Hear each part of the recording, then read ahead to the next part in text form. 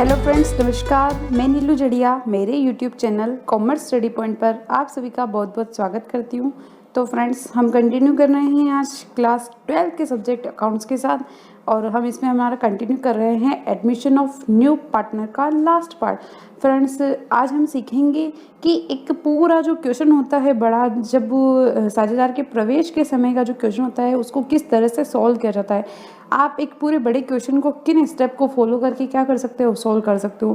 Friends, इसके पिछले भागों में हमने किस तरह से नया लाभ हानि विभाजन अनुपात ज्ञात किया जा सकता है, किस तरह से त्याग का अनुपात ज्ञात किया जाता है, किस तरह से रिवैल्यूएशन अकाउंट बनाया जाता है, किस तरह से संपत्तियों का पुनः मूल्यांकन या पुनः निर्धारण होता है, पूंजी का समायोजन कैसे होता है, गुडविल कैसे ज्ञात की जाती है, गुडविल को क्या मेथड्स थे कैलकुलेट करने के लिए, और जब गुडविल कैलकुलेट कर ली जाती है तो उसके बाद उनको पार्टनरशिप फर्म की बुक्स में किस तरह से लिखा जाता है। इन सब पार्ट को क्या करा था, अपन ने पढ़ा था। और आज हम देख रहे हैं कि एक पूरा जो ओवरऑल क्वेश्चन होता है वो सब चीज़ें तो क्या करेंगे टुकड़ों टुकड़ों में। अब जब अपने पास एक पूरा बड़ा क्वेश्चन आएगा तो अपन उसको किस तरह से क्या करेंगे, सॉल्व करेंगे। तो फ्रेंड्स, इसके बेसिक कंसेप्ट को देखने के लिए आप स्क्रीन पर आई बटन को प्रेस करें, और आज हम कंटिन्यू कर रहे हैं कि उस तरह से एक पूरा जो एडमिशन ऑफ न्यू पार्टनर के टाइम पे जो क्वेश्चन होगा उसको क्या स्टेप फॉलो करके अपन पूरा करेंगे। तो फ्रेंड्स, सबसे पहला होगा अपना calculation of new profit sharing ratio, यानी कि सबसे पहले अपन क्या करेंगे, नए लाभ हानि विभाजन अनुपात की गणना किस तरह से करेंगे कि भाई एक नया साझेदार जो आ रहा है वो कितने हिस्से के लिए आ रहा है, उसमें से क्या त्याग का अनुपात है, वो कितना पुराने साझेदारों से किस अनुपात में ले रहा है, समान ले रहा है, या जो भी दे रखा होगा उसके हिसाब से क्या करेंगे, नए लाभ हानि विभाजन अनुपात की गणना करेंगे। फिर अपनी जो दूसरी स्टेप होगी उसमें हम करेंगे कैलकुलेशन ऑफ सेक्रीफाइस रेशो, यानी कि त्याग के अनुपात की गणना पड़ेंगे। फिर ये दोनों का एक ही वर्किंग नोट बनेगा जिसमें आपको न्यू प्रॉफिट शेयरिंग रेशो और सेक्रीफाइसिंग रेशो, दोनों रेशो क्या करने पड़ेंगे, कैलकुलेट करने पड़ेंगे।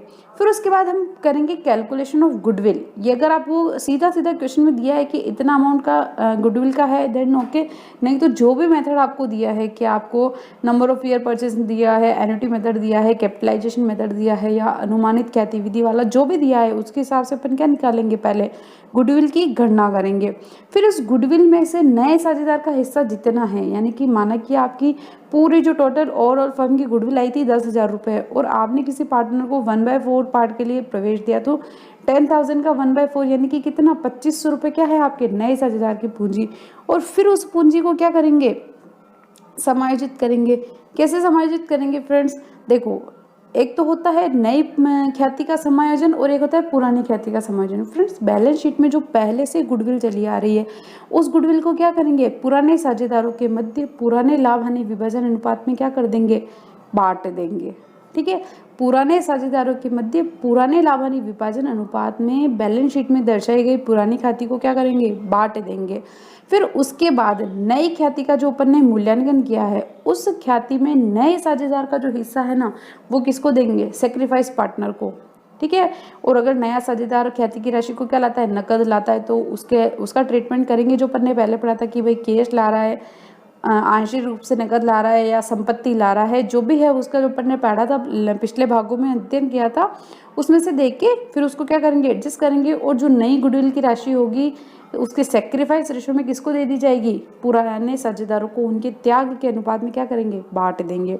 फिर होगा फ्रेंड्स कैपिटल का एडजस्टमेंट। अब कैपिटल का एडजस्टमेंट कैसे होता है, अपन ने पढ़ा था कि भाई आप नई फर्म की पूंजी का समायोजन कैसे कर रहे हो, नए साझेदार की पूंजी के आधार पे कर रहे हो, पुराने साझेदारों की पूंजी के आधार पे कर रहे हो, या फिर आपको क्या दे रखी है, फर्म की कोई नई कैपिटल दे रखी है उसके हिसाब से आप क्या कर रहे हो, एक पूरी नई पार्टनरशिप फर्म की पूंजी का क्या कर रहे हो, समायोजन कर रहे हो। इस समायोजन में क्या होगा, देखो, नए साझेदार की तो अपनी खुद की पूंजी होगी जितने भाग के लिए, अगर कुल पूंजी दे रखी है, अगर आपको फर्म की कुल पूंजी दी गई है तो आप क्या करोगे, नए साझेदार को जितने हिस्से के लिए प्रवेश दिया है उतने हिस्से की पूंजी वो क्या करके आ जाएगा, लेके आ जाएगा। और अगर फिर जो नया लाभ हानि विभाजन अनुपात होगा उसमें क्या करेंगे, कुल पूंजी को बांटेंगे, और पुराने साझेदार अपनी पूंजी को क्या करेंगे, समायोजित करेंगे कि अगर उनको ज़रूरत है तो पैसा और लेके आएंगे, और अगर उनका एक्सेस सरप्लस है तो वो पैसा क्या करेंगे, विड्रॉल कर लेंगे। इसी तरह से नए साझेदार की पूंजी के आधार पर कैसे होगा, अपन नए साझेदार की पूंजी को क्या करेंगे, आधार मान लेंगे, तो उसके हिसाब से फर्म की कुल पूंजी की गणना करेंगे। फिर उस कुल पूंजी को वापस क्या करेंगे, सारे साझेदारों के बीच में बांटेंगे, और फिर पुराने साझेदार जो होंगे वो क्या करेंगे, समायोजन कर लेंगे कि अगर आधी की है तो वो क्या करेंगे, निकाल लेंगे, और कम है तो क्या करेंगे, लेके आ जाएंगे। और पुराने साझेदारों की पूंजी के आधार पर भी फर्म का समायोजन होगा कि नए साझेदार को प्रवेश कुल में से आपने कितना भाग दिया है, तो वो जितना भाग है उसके हिसाब से क्या करेंगे, पहले सबसे पहले फर्म की कुल पूंजी की गणना, फिर कुल पूंजी की गणना को करके क्या कर देंगे, सारे साझेदारों में नए लाभ हानि विभाजन अनुपात में बांटेंगे, और फिर उसके हिसाब से वो लोग क्या कर लेंगे, एडजस्ट कर लेंगे कि अगर आपको कम है तो आपको लेके आनी है और आपको ज़्यादा है तो क्या करनी है, लेके जानी है। ये सारा एडजस्टमेंट का होगा, पार्टनर्स के कैपिटल अकाउंट में होगा, ठीक है ना। ये जो भी एडजस्टमेंट होगा कि आपको कैश लाना है या कैश ले जाना है, कहाँ करना पड़ेगा एडजस्ट, पार्टनर्स कैपिटल अकाउंट के अंतर्गत। फिर उसके बाद आपकी जो अगली गणना होगी वो होगी कैलकुलेशन ऑफ कैश। अब देखो कैश में क्या क्या एडजस्ट हो सकता है। सबसे पहला तो कि आपको बैलेंस शीट पे आपका कैश का बैलेंस दे रखा होगा, फिर उसके बाद उसमें क्या जोड़ेगा, देखो नया साझेदार प्रवेश के समय अपनी पूंजी की राशि लेके आएगा, अपनी ख्याति की राशि या जो भी हिस्सा वो क्या लेके आएगा, नकद के रूप में लेके आएगा ना, उसको आपको क्या करना है, उसमें जोड़ना है। फिर उसके बाद अगर उस ख्याति की राशि को पुराने साझेदार क्या कर लेते हैं, निकाल लेते हैं, तो क्या होगा, वो अमाउंट वापस लेस हो जाएगा। फिर उसके बाद अगर आपका पूंजी का समायोजन आपने किया था, है ना, साझेदार नए साझेदार के प्रवेश के समय पूंजी का समायोजन किया था, और उस पूंजी के समायोजन की दशा में पुराने साझेदारों ने या तो पैसा लेकर आए या पैसा लेकर गए, जो भी सिचुएशन थी, अगर कैश लेके आए तो क्या करेंगे, जोड़ देंगे, और कैश लेके गए तो क्या करेंगे, लेस कर देंगे। तो जो अमाउंट आ जाएगा नया अपना कैश, वो क्या हो जाएगा, नया अमाउंट, उसको क्या करेंगे, बैलेंस शीट में शो करेंगे। फिर उसके बाद है अगर बैलेंस शीट में गुडविल दी तो उसे पुराने साझेदारों में बांटेंगे। फ्रेंड्स ये पॉइंट अपन ने ऊपर डिस्कस कर लिया था गुडविल के साथ। फिर उसके बाद होता है संपत्तियों व दायित्वों का पुनः मूल्यांकन, रिवैल्यूएशन अकाउंट बनाएंगे। यानी कि आपको बोलते हैं कि आप अपनी संपत्तियों को क्या करो, रिवैल्यू करो। तो जिस अनुपात में या जिस भी अमाउंट से वो लोग बोल रहे हैं कि इससे आप रिवैल्यू करो, उससे क्या करेंगे, अपन अपनी सारी एसेट्स को क्या करेंगे, बढ़ानी तो बढ़ाएंगे, घटानी तो घटाएंगे। कोई अनरिकॉर्डेड एसेट्स है तो उसको लिख देंगे। इसी तरह से सेम चीज़ किसके लिए होगी, लाइबिलिटी के लिए होगी। लाइबिलिटी बढ़ानी तो बढ़ जाएगी, घटानी तो घट जाएगी। कोई अनरिकॉर्डेड लाइबिलिटी तो वो भी क्या हो जाएगी, आ जाएगी। फिर उसके हिसाब से ये सब जर्नल एंट्री करने के बाद अपन क्या करेंगे, अपना रिवैल्यूएशन अकाउंट बनाएंगे। और रिवैल्यूएशन अकाउंट का जो भी बैलेंस आएगा, अगर वो प्रॉफिट आता है तो भी पुराने साझेदारों के बीच में बांट दिया जाएगा। लॉस आता है तो भी किसको बढ़ जाएगा, कैपिटल अकाउंट में ट्रांसफर हो जाएगा, यानी कि पुराने साझेदारों के बीच में क्या हो जाएगा, बट जाएगा। फिर उसके बाद क्या होगा कि यदि संपत्तियों को पुनः मूल्यांकित मूल्य पर नहीं लेना है तो रिवर्स एंट्री करेंगे। देखो अगर आपको बोल दे पहले कि है ना, आप अपनी संपत्ति और दायित्व का क्या कर रहे हो, पुनः मूल्यांकन कर रहे हो, और उस पुनः मूल्यांकित मूल्य पर क्या ही कर रहे हो, अपनी बैलेंस शीट में उनकी वैल्यू ले रहे हो, ये तो हो जाएगी सिंपल बात। तब आपको क्या करना है, रिलेशन अकाउंट बनाना है, उसका लाभ यानी जो भी आना है उसको क्या करना है, पुराने साझेदारों के बीच में बांट देना है। लेकिन अगर आपको ऐसा बोल दे कि भाई आपको रिवैल्यूएशन तो करना है लेकिन बैलेंस शीट में उनको पुराने अमाउंट पे ही लेना है, कि आप जिन भी एसेट्स या दायित्वों का क्या कर रहे हो, पुनः मूल्यांकन कर रहे हो, लेकिन आप बैलेंस शीट में आप उसको क्या करोगे, पुराने अमाउंट को ही शो करोगे। तो जब ऐसा अपने को बोलते तो अपने को बनाना पड़ता है मेमोरेंडम रिवैल्यूएशन अकाउंट। फ्रेंड्स ये पूरा बनता है रिवैल्यूएशन अकाउंट की जैसे ही, इसका नाम हो जाता है मेमोरेंडम रिवैल्यूएशन अकाउंट। अपन मेमोरेंडम रिवैल्यूएशन अकाउंट बनाएंगे, फिर उसका क्या करेंगे, बैलेंस निकालेंगे, ठीक है। फिर बैलेंस निकालेंगे, बैलेंस निकाल के क्या करेंगे, पुराने साझेदारों के बीच में बांट देंगे, पुराने साझेदारों के बीच पुराने अनुपात में बांट देंगे। अब क्या बोल रहे हैं वो कि आपको है ना बैलेंस शीट में नई वैल्यू पे नहीं लेना है, यानी कि अपने को इस रिवैल्यूएशन का प्रॉफिट या लॉस जो भी आया इस अमाउंट को क्या करना है, वापस इसका नील इफेक्ट करना है। तो अपन इसकी क्या करेंगे, रिवर्स एंट्री पास कर देंगे, और वो जो रिवर्स एंट्री पास करेंगे वो अमाउंट तो सेम ही रहेगा, लेकिन वो कैसे हो जाएगा, न्यू प्रॉफिट शेयरिंग रेशो में सारे साझेदारों के बीच में बढ़ जाएगा।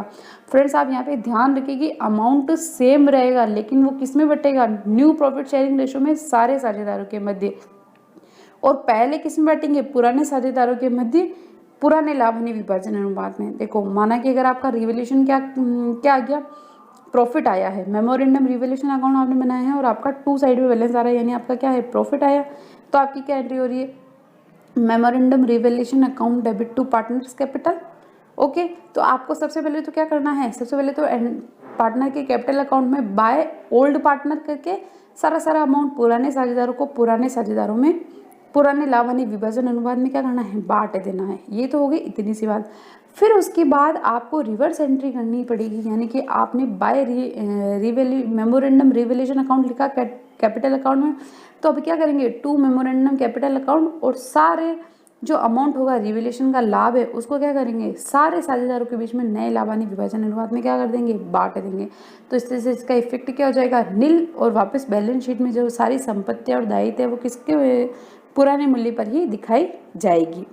फिर उसके बाद है अवितरित संचय आदि बांटेंगे, यानी कि आपकी बैलेंस शीट में कोई जनरल रिजर्व है, पेनल अकाउंट का क्रेडिट बैलेंस है, या और भी कोई रिजर्व है, तो उसको क्या करेंगे, पुराने साझेदारों को दे देंगे। उनका जब कैपिटल अकाउंट बनाएंगे तो क्या करेंगे, पुराने साझेदारों को बांट देंगे।